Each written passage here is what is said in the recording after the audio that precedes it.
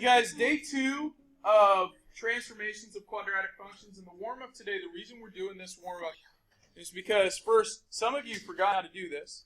So that's one reason we do warm-ups. But the other one, as we work through today's lesson, we're going to encounter a problem where you have to apply the process of multiplying a binomial by a binomial. Now, those of you are like, I don't even know what that means. Well, binomial means two terms. Two terms by two terms. Okay? Like bicycle has two wheels. Okay? Binomial. Okay?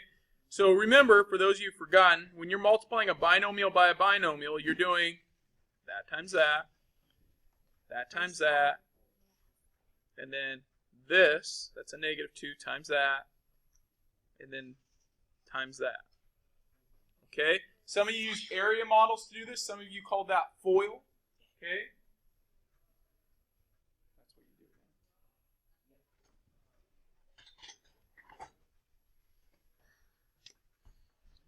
Give you a minute. Let's just work down this way. If you already started that one, you don't have to stop or scribble it out. You can finish. But then let's work down these. Okay? All right. Here we go. Let's check them. 3x times 2x, 6x squared. 3x times -4, -12x. Okay? -2x times 2x, -4x. And -2 times -4, +8. Now notice, I stack them so that I can actually put the like terms next to each other. I do that sometimes. Okay? When I'm combining, putting it all together, I end up with 6x squared minus 16x plus 8. Okay? How many got it? Good. Now eventually, as we progress through this chapter, I'll just expect you to be able to multiply the majority of binomials, be able to multiply those in your head. Okay? So, it's good to show your work on them though. So if I'm doing this one here, 8x, -8x squared, thank you. -12xy.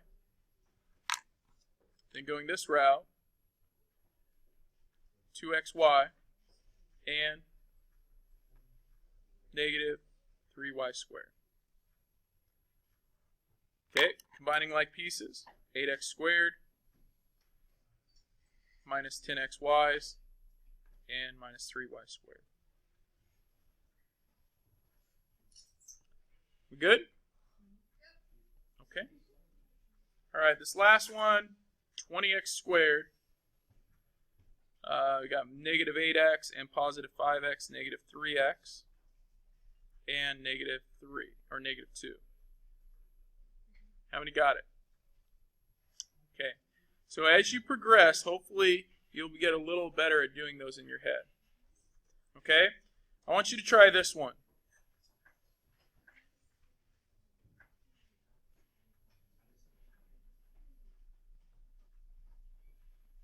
Give that one a go. Plan this out. Okay. Hey, now remember, some of you call this the distributive property. Some of you, right, that's AP, and that's NP, and that's LA, and that's, or AL, and that's LN, okay? But really what you've done here is yeah. You can do PA, right? You foiled my plan.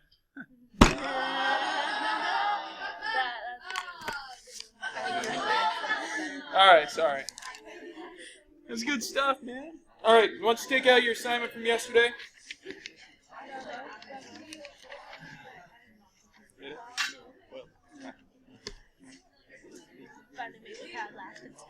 Okay, so yesterday's assignment, I put the answers up here.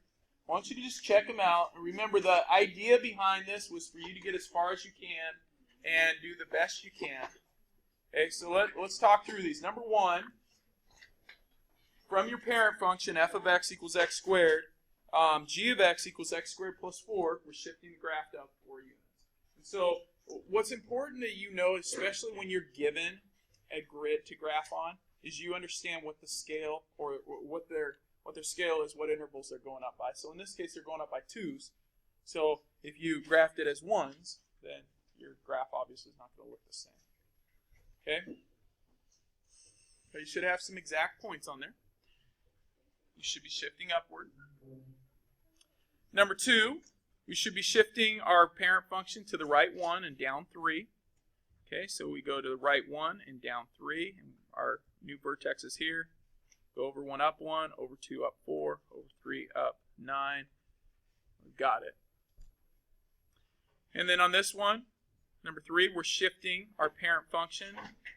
We're actually shifting it 9 units to the left. And then we're flipping it, or flipping it and then shifting 9 units to the left. What's up? If on 3 you said reflection over the x-axis, is that still right? Yeah, reflect. That's actually a better description. Okay, so reflecting over the x-axis. Yep. Okay, it looks like this guy here. Now, if you missed 1, 2, or 3, tell your neighbor what you did wrong. If you can't verbalize it, then you don't know, and we need to talk about it. Okay, any questions? How many got all 3 correct? How many know what mistakes they made if they didn't get all 3? Okay, so any questions? Yeah. Okay. Number 4. So we shift our graph down 7 units. Okay. Number 5, we shift it down 6, but then we get wider. Okay. We vertically shrink it by a factor of 1/3. And number 6, we vertically stretch it by a factor of 16, or we horizontally stretch it. Okay, if you think of it that way, a horizontal stretch here, that would be -4. Now, yeah, or excuse me, a horizontal shrink of 1/4, -1/4. Now notice that negative when it's inside. So just mathematically, so you guys recall, when you have a negative inside, you can always break apart things. So you're like, well, if it's negative, why is it open upward? Well, remember, first, if it's inside, it's a reflection over y, so it doesn't flip upside down. Okay, it would be a horizontal shrink by what?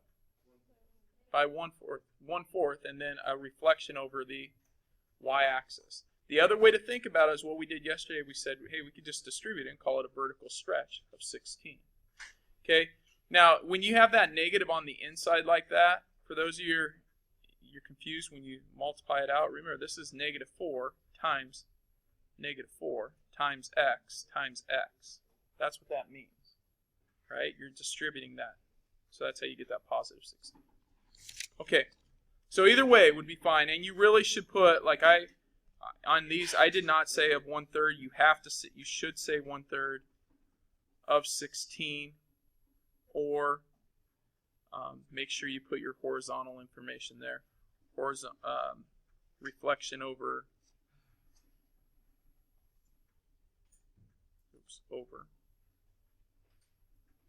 y-axis. I'll finish that up later. Okay.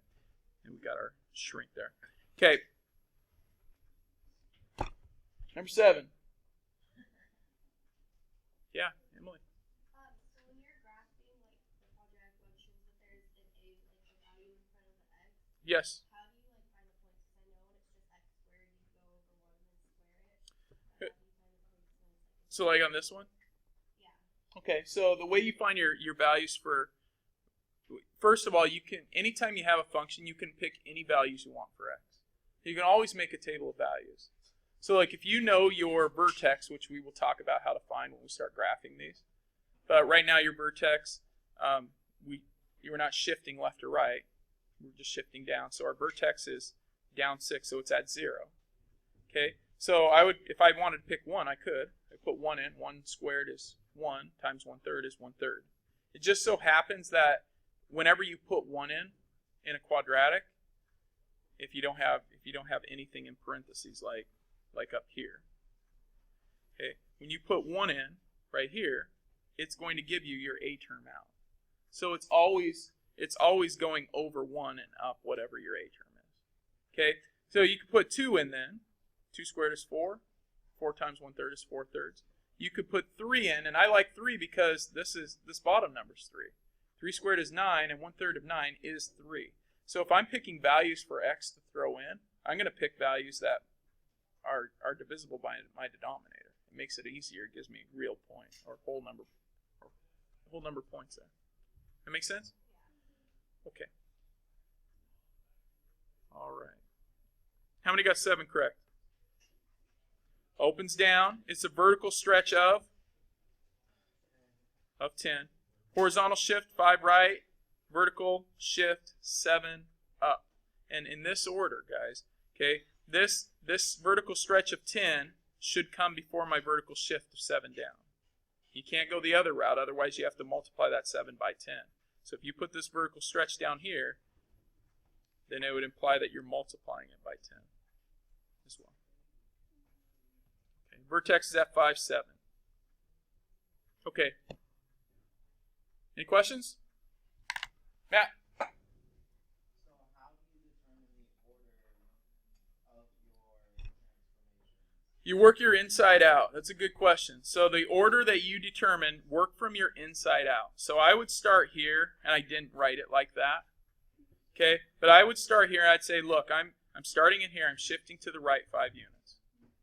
I am then doing a vertical stretch of 10, reflecting it over the y-axis or the x-axis, and then moving it up 7 units.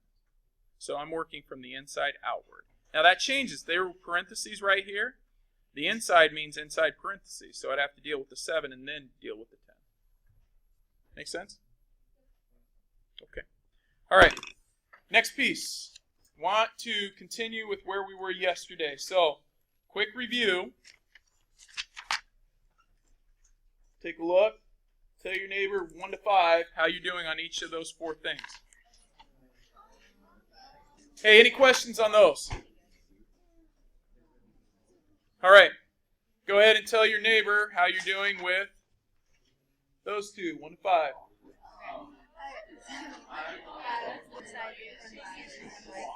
All right. Any questions on those?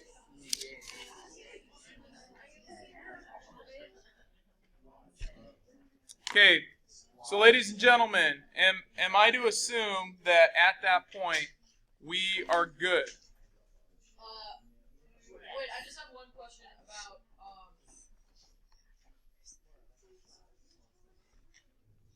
horizontal and vertical strength and stretches. Yes. I'm a little confused on how you know how much they go. Like, I get the number, but I don't know how to put that onto the graph. Does that make sense? Kind of. I think it makes sense. So if I could use these right here as my example. So right here, when you're doing a vertical of 1/3, you're questioning how to make that reflect on this graph somehow. How to apply that on this graph. Okay, that 1/3, if it's a vertical, that's always saying how far you will go. It's how far. If you go over 1 unit, it's how far you go up the first time. Okay? So, if you think about your parent function being y equals x squared. Okay, so let's. I know this isn't my parent function. So let me get a graph of the parent function here. Okay, so if I take, am I on the screen there? All right. So there's my parent function. Okay, I haven't actually drawn in the graph, but for each of those points, when I go over 1, I'm squaring how much I'm going over. 1 squared is 1, 2 squared is 4, 3 squared would bring me to 9. When I have a 1/3 in front, I am going over 1, squaring it, which is 1, but then multiplying that by 1/3. So it drops me back down. It shrinks me back down.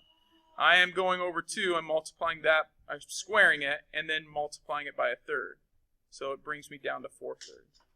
Going over 3, squaring it, and then multiplying it by a third, which drops me down to a third. That's why your graph's getting wider. Okay. It's flattening it out because you are multiplying. It becomes a multiplier. Okay? So, whereas when you're doing a horizontal, you're actually multiplying it by this value before you're squaring it. Okay? So, in this case, you're actually saying, well, x is now 1. Let me put this other point in because I'm type A and it bothers me. Okay? X is actually 1. When I put 1 in, I multiply that by 4. And I'm going to ignore the negative here in a minute, or negative 4 even, and then I square it. So that gives me 16. So that's going to push it way up. Okay? It's like stretching it then, vertically. Okay. All right. Any other questions? Yeah. When you do a vertical change and it's changing the y so it affects the whole equation, does the vertex ever change? Because I see that sometimes happen and it always throws me. The vertex will only change if you're shifting up or down or left or right as well. So it will not change in a stretch. It will change in a stretch. So, like in this one, this is a shrink, right? But it changes because we shift it down 6 as well. You have to have another piece you're adding or subtracting on, either inside or outside for your vertex to change. You have to have an H or a K value. Okay. Other questions? If it's just a stretch or a shrink, then it's not changing. Good questions. We're good? Okay, guys, we added a day here, so our quiz now is Thursday. Okay, so notice I had 2-2 up there before, but after yesterday's discussion, I'm like, man, we really need to spend another day on that and make sure we're clear. Okay, so our quiz now has jumped to Thursday in here. Okay, I'll fix that on the board, but I want to make sure you guys are good. A little more complex. Yeah, woo-hoo! Rock on. Dun dun dun dun dun. That means I'm loving it, right? Loving it. You're loving it. We're loving it.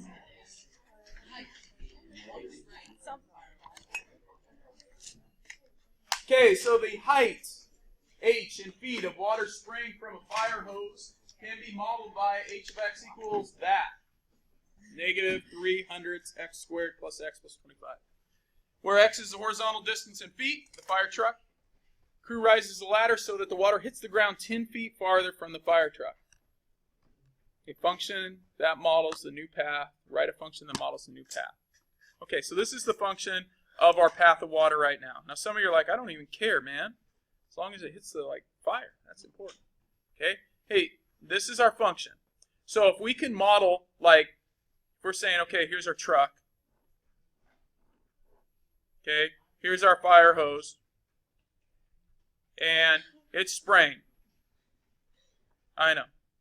Don't get jealous about my artistic abilities. All right, there we go. All right, that is my picture. Now that looks an awful lot like a parabola. Okay, so if I graph this, what I want to do is I want to graph this on my calculator right now. Okay, put it in, and we hit graph. If you go zoom 6, you will get an amazing picture that looks like that. Zoom 6. Make sure you have the x squared in there, right? Okay, so when we hit graph, we get that. Zoom 6. How many are with me right now? Wait, the person who used this last week. Darn persons using other calculators.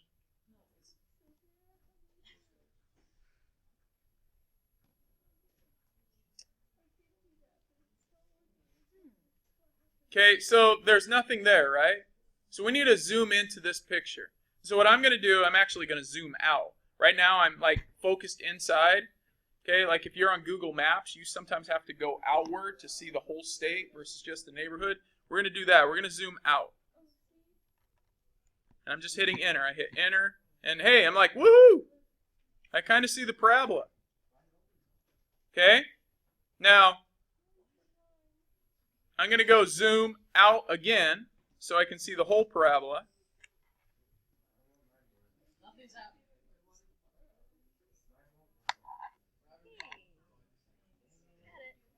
Okay?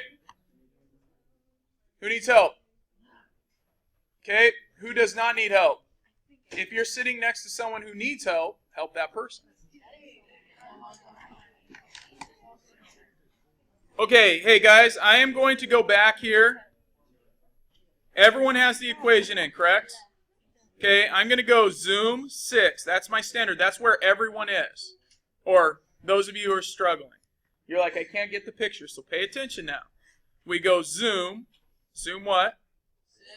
No, that was standard. I want to now zoom out, which is 3. Now, when I hit enter, it doesn't do anything. You've got to hit enter one more time. It's telling you, it's saying from what point do you want to dilate this? Remember from geometry? What point do you want to zoom out from? So if I hit enter again, you'll start seeing it. Okay? Now, I want to see this whole piece in quadrant 1. So I'm going to zoom out again. Once again, hitting enter. And there it is. Now, it's not exactly how I want it. So now what I'm going to do, pay attention. I'm going to go zoom box. Okay, so those of you not paying attention, guys, look. Go zoom box.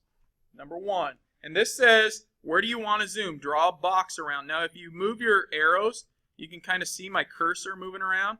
I am going to make sure I get just below the x-axis and that whole box right there. And now it's going to zoom into that one piece. So it's almost my picture. Now I should have went upward with my fire hose here. Okay? That's okay. Now what I want to know is right now how far my fire hose is shooting. So I want to know where it's hitting the x-axis. So I'm going to calculate. Let's go to second calc, second trace. And I am going to calculate when it hits the x-axis, what do we call that? It's our x-intercept, also called a, oh, you guys forgot for Mauser, it's called a 0. Number 2. And now it's asking questions. Where's left bound? Okay, well, what's left bound? It means to the left of that point on my graph. Am I to the left of that point? Yeah, I am. So I'm going to hit enter. Now it's saying right bound. It means to the right of that point. Am I to the right of that point? My cursor's right here. Am I to the right of it? No, I got to move my cursor until I get to the right of it, which means I would be, if it's on the x-axis, that means y would have to be negative values. So down here. So I'm at negative now. Now I am to the right of that point. I'm going to hit enter. You'll notice these little triangles up here that appeared, it's narrowing down my x-intercept. Now it's saying, just for fun, guess. That's not why it's saying that. There could be multiple x-intercepts. So they want you to be closer to this one than others. I'm just going to hit enter again and saying your x-intercept is at 50. At 50. That means this distance right here in my picture is 50 feet. What does that mean? Well, it says the crew rises, the ladder wanted to hit the ground 10 feet farther. So how far do we want it to hit? 60. We want it to hit 60 feet. We want it to hit right here. Or 10 more feet. Grand total is 60. So if that's the case, what we need to find out is where 60 is down here. Like if I follow my table, let's go to our table feature. Who said whoa, whoa, whoa? Dallas.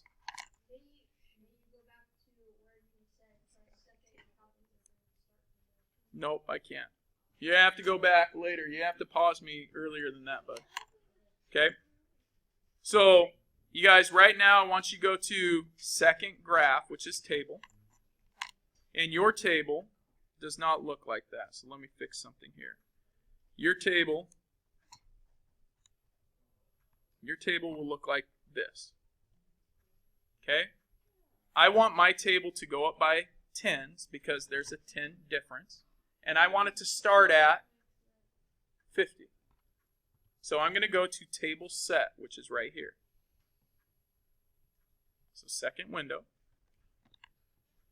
My table is going to start at 50. That's what that says. And I want it to change by 10. And now if I hit table again, notice I started at 50. I got 0. At 60, I'm at what? What do I need to do to get that 60 up to my x-intercept? I'm going to have to move it up 23 feet. Right now, 60 is down here at negative 23. I need to move it upward 23, which means what do I have to do to h of x? Add 23. So my new equation, if I write it as like g of x, so g of x equals h of x plus 23 would be negative 0.03x squared plus x plus 25 and 23 is 48. And if you were to put that into your calculator and do that same calculation, you would see it was now 60 feet. Okay, you guys, that is a lot of graphing calculator stuff right there. Now, as like Dallas is like, dude, I need you to go back. Well, I can't go back, but Dallas, what you can do is you can, like if you really want to go back and review that, it's online. You can do that. And you can pause it. So those of you who are like, I didn't get, like I got lost and we didn't stop. Okay, pause it. Go back. Take some notes on it. Okay? All right. You guys, there's actually one more question, and I'm going to put it up here. Let's say I'm going to pass out your assignment. I want you to see if you can figure out how to do this using your calculator. The water hits the ground 10 feet closer. Okay, what if in example 5, the water hits the ground 10 feet closer to the truck after lowering the ladder? What function would model that? So I'll put this picture back up. Okay, I'll zoom out so you can see all that. What if it hits 10 feet closer? Go ahead and talk to your groupies about it. I am going to pass out your assignment. Okay, did anyone figure it out? Yes. Walsh, what do you think? This could be completely wrong. I thought maybe it was just the normal equation, but instead of plus 48, it was plus 2. It's not plus 2, I don't think. Yeah? We just looked at the table for 40, and then we got 17. Okay, so you looked at the table for 40, and you're saying 40 is 17 feet away. Yeah? Okay, so what do you have to do then? Yeah, rather than it being this, it's now minus 17.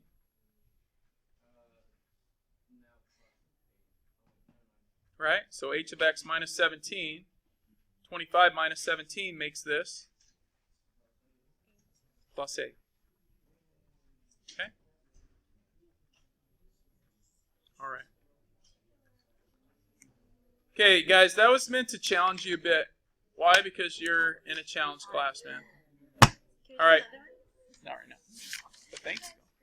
That would be good. Okay, what I want you to do, take a look at your assignment, please. I'm going to tell you some problems I need you to do, and you can do others for extra credit if you want. Okay? You must do problem number 1. You must do problem number 3. You must do problem number 6. You must do, I'm picking these out as I go, that's why I'm taking so long. All right, you must do problem number 7 and 8. Okay. You have to do 10, 11, 12. You have to do all the ones on the back. Sorry, guys. Yep. If we do the other ones that aren't listed, do we get extra credit? Or Yes, the other one's not listed. You get extra credit. So some potential for extra credit. Okay? Off you go.